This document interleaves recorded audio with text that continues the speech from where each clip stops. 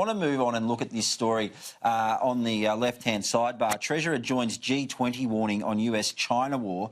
This exclusive story by Simon Benson, and it says an alliance of G20 nations led by Australia has issued an unprecedented warning over the trade war between the US and China, claiming it is putting the entire post-war multilateral system at risk of collapse. In a joint statement published in The Australian on Friday, the Treasurers and Finance Ministers of Australia, Canada, Indonesia and Singapore have called on the superpowers to end the trade war, warning of the collateral damage to other nations. Now, Rachel, this is a pretty serious move that's been taken by these countries, including Australia. I dare say that this will be something that will be brought up by the Australian Prime Minister, Scott Morrison, too, when he travels to Washington next week.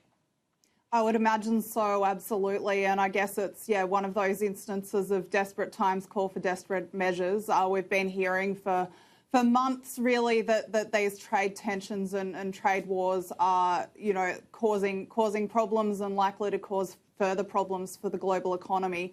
And really, it would seem clear that these nations, including our own Treasurer Josh Frydenberg, felt that they had no option but to make it clear that they feel that this dispute is damaging for everyone's economy and to call for an end to it.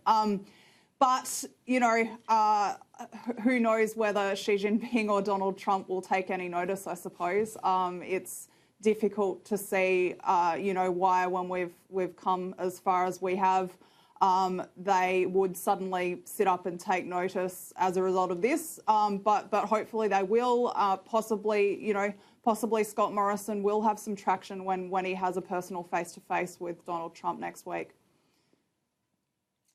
Yeah, it's incredibly hard to gauge where this is going to end. And when you are looking at a leader like Donald Trump, Davey, you'd have to say that it really is hard to predict what is going to come next. I mean, there's been so much said about this trade war in the past few weeks. 1 minute it's on, 1 minute it's off.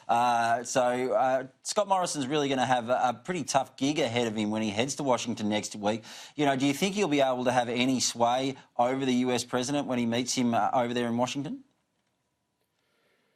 Yeah, I think, if I'm being honest, I think he's got as good a shot as anybody. I don't know who has sway with Donald Trump. It just seems like, if I'm being honest, whoever's got his ear at that particular moment is who has sway.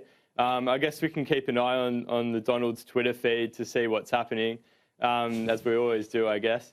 But it looks, to be honest, I think Scott's done a really good job so far in terms of getting along with the president and finding a lot in common. And I know Joe Hockey's done a lot in terms of playing golf with Donald and building that rapport as well. So I think Scott's pretty well positioned in terms of, if he does have an agenda to bring to the table, to kind of prosecute that. I don't know if that'll turn into an actual outcome, but I think to date, Scott's done a really good job of building up that relationship and making sure that, the US is still that strong ally that we've always had.